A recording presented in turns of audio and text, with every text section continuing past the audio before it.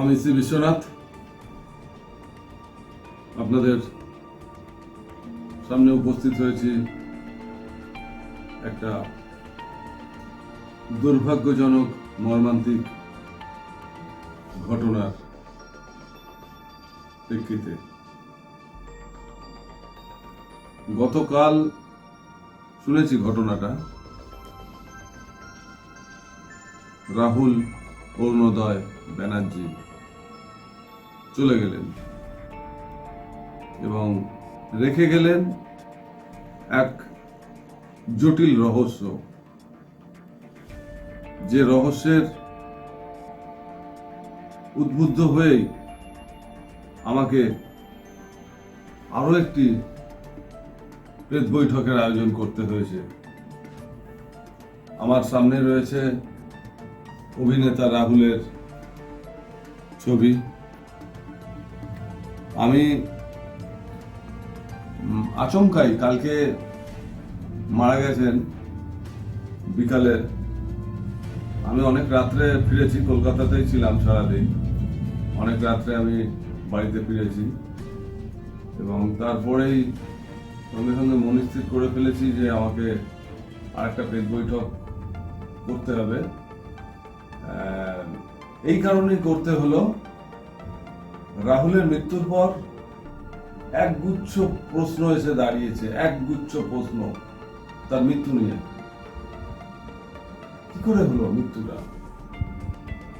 ঠিক গত বছর অসমীয়া গায়ক জুবিন গর্গ চলে গেছিলেন, ঠিক এরকমই জলে ডুবে। আর রাহুল চলে গেলেন উড়িষ্যার তালসারি সি বিচে। আমি উড়িষ্যার তালসারি এবং উদয়পুর, মানে বেঙ্গলের বর্ডার, বেঙ্গলের শেষ উড়িষ্যা শুরু, ওখানে আপনাদের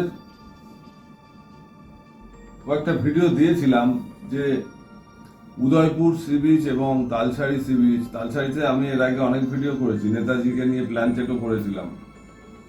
তো জায়গাটা কিন্তু খুব অদ্ভুত রহস্যজনক, মানে চোখের সামনে একটা স্পিড বোর্ডে 4 জন মানুষ চলে গেলেন ভেতরে, আর ফিরে এলেন না। ঘন্টার পর ঘন্টা দাঁড়িয়ে থেকেও তারা কিন্তু আসেনি।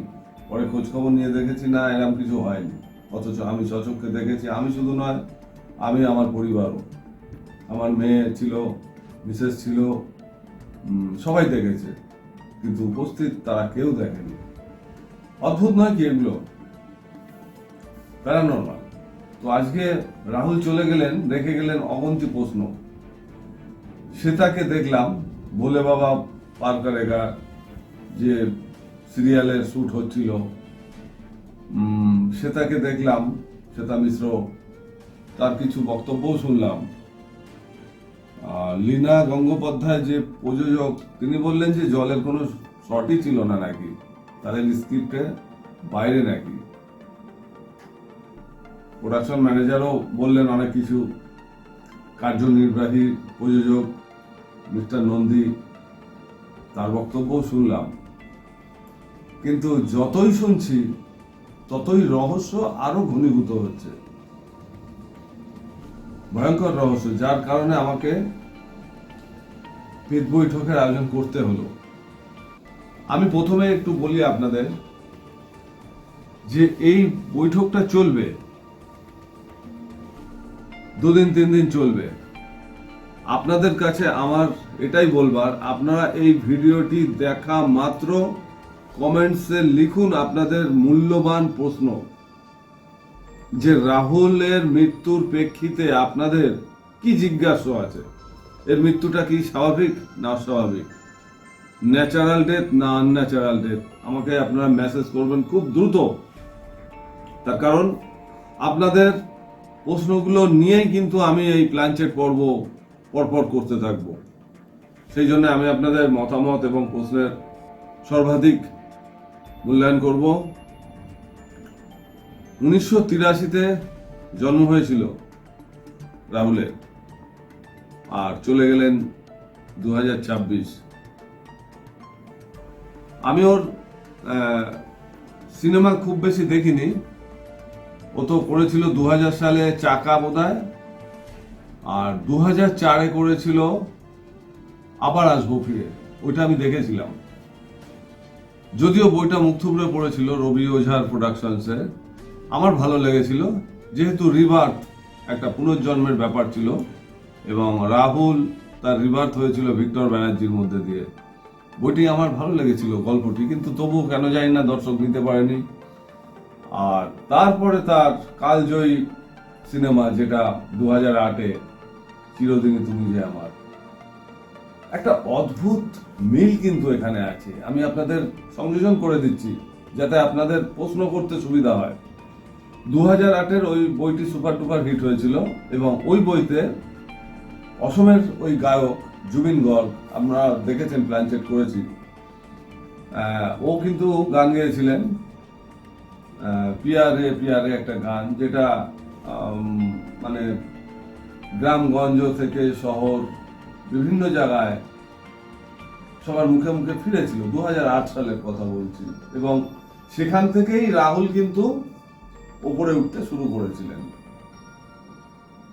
আর ওই বইতেই প্রিয়াঙ্কা সরকার ছিলেন, ভাই বোনের ভূমিকায় তাদের উপস্থাপনা ছিল ওই বইতে। তারপরে তাদের ভালো করে ঘনিষ্ঠতা হওয়া, বন্ধুত্ব, পরিচয় থেকে সোজা বিয়ের পিড়িতে চলে গেছে। তো বিষয় হচ্ছে, তাদের বিবাহের জায়গায় কিছু সমস্যা হয়েছিল, ছাড়াছাড়ি হয়ে আছে,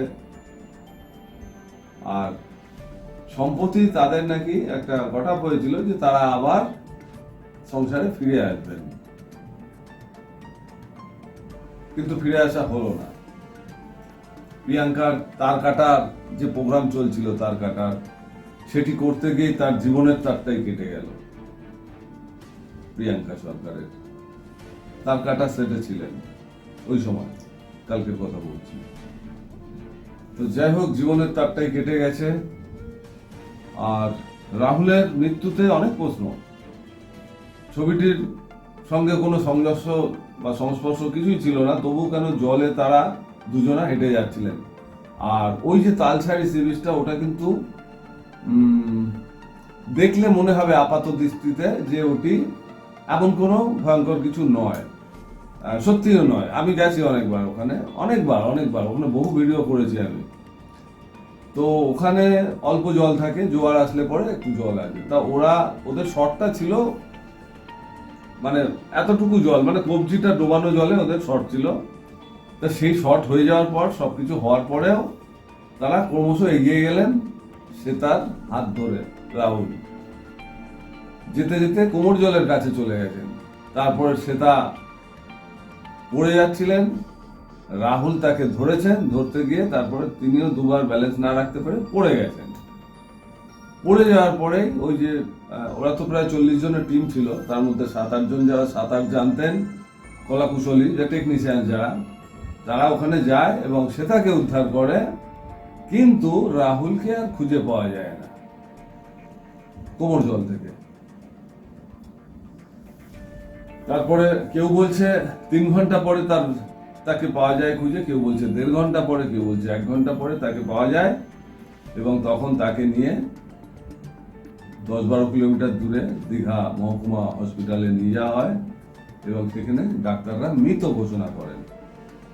তার ফুসফুসে নাকি বালি এইসব পাওয়া গেছে।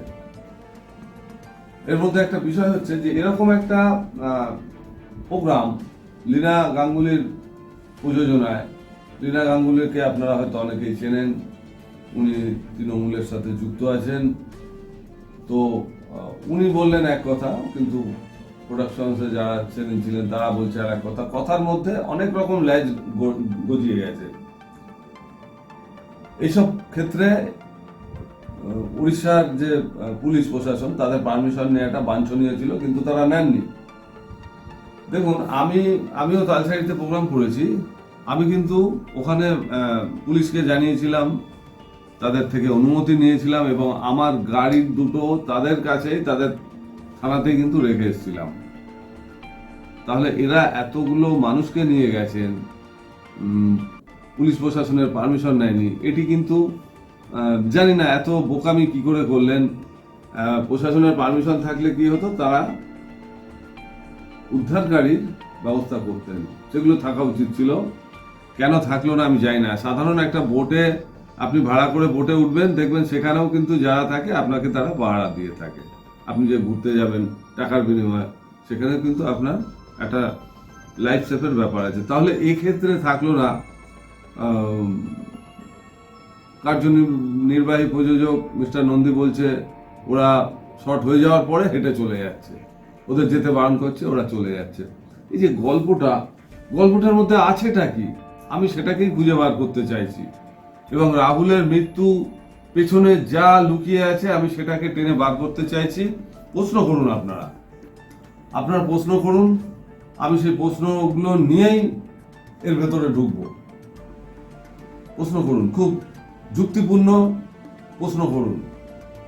খুব দুঃখজনক ঘটনা। এরকম ঘটনা রোমন্থন করতে গিয়েও মানসিকভাবে আমারও অনেকটা আঘাত লাগে। বাবিন আর বিজয়গড়ে ফিরলেন না। বাবিনের ফেরার কথা ছিল বিজয়গড়ের বাড়িতে, কিন্তু সেখানে তিনি ফিরলেন না। আজ তমলুকে তার পোস্টমর্টম চলছে, সকালবেলা হয়ে গেছে। আর গল্ফ গ্রিনের বাড়িতে প্রিয়াঙ্কা সরকার একাই থাকবেন বাকি জীবনটা। তাকে বাবিন ওরফে রাহুলকে ছেড়েই কাটাতে হবে। তার কাটা যেন তারটাই কেটে দিল। খুব দুঃখজনক ঘটনা, কেন বয়স তো বেশি হয়েছিল না, মাত্র 43 বছর। এখনো অনেক কিছু তার হয়তো দেওয়ার ছিল, কিন্তু দিতে পারলেন না। জুবিনও চলে গেছিলেন। ওই গানটা মানে দুজনকেই ভীষণ রকম মানুষের সামনে নিয়ে এসেছিল। কিন্তু মানে এই লিপ দিয়েছিল রাহুল, গান গেয়েছিল জুবিন। দুজনের মৃত্যুর মধ্যে দেখুন একটা মেলবন্ধন আছে। আমি কিন্তু খোঁজার চেষ্টা করছি। আর প্রশ্ন করুন, আমি তার ভেতর দিয়ে আপনাদের সামনে সমস্তটা তুলে ধরবো। আজ এ পর্যন্ত আমি খুব তাড়াতাড়ি আপনাদের মূল্যবান প্রশ্ন চাইছি, খুব তাড়াতাড়ি। ভিডিওটি দেখার সাথে সাথে আপনারা মেসেজ করুন, প্রশ্ন লিখুন। আমি সেই প্রশ্ন নিয়েই অবগাহন করব। আজ এ পর্যন্ত, আমি আসছি, এক্ষুনি আসছি। বাই, ভালো থাকুন সবাই।